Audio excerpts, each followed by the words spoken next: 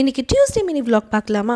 இன்றைக்கி early morning 4 o'clockலாம் எங்களுக்கு day start ஆகிடுச்சு. ஏன்னா இன்றைக்கி வந்து சார் சென்னைக்கு பிக்னிக் கூப்பிட்டு போகிறாங்க.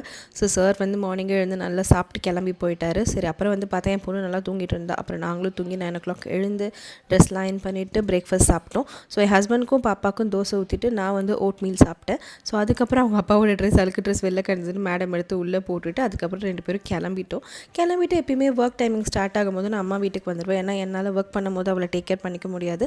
ஸோ வந்துட்டு அதுக்கப்புறம் பேக் டு பேக் மீட்டிங் இருந்தது. முடிச்சுட்டு அப்புறம் லஞ்ச் சாப்பிட்டோம். கோதுமை ரவை பிரியாணி அண்ட் சிக்கன் கேப்சிகம் போட்டு பண்ணியிருந்தாங்க. ஆனியன் எக்லாம் வச்சு நல்லா டேஸ்டியாக இருந்துச்சு. நல்லா சாப்பிட்டாச்சு.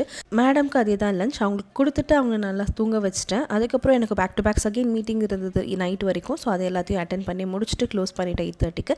அதுக்கப்புறம் போய் மேடம்க்கு டின்னர் கொடுத்துட்டு வீட்டுக்கு கிளம்பிட்டோம். தன்விமே ஒரு 10 o'clock போல் ஸ்கூல் ரீச் ஆகிட்டோம். ஸோ அவனை போய் பிக் பண்ணிட்டு அம்மா எனக்கு பிரியாணி வேணும்னு கேட்டான். ஸோ அப்புறமா அவங்க அப்பா பிரியாணி வாங்கி கொடுத்தாங்க. நல்லா சாப்பிட வச்சு 2 குடிச்சு தூங்க வச்சிட்டோம். பாய், நெக்ஸ்ட் வீடியோவில் பார்க்கலாம்.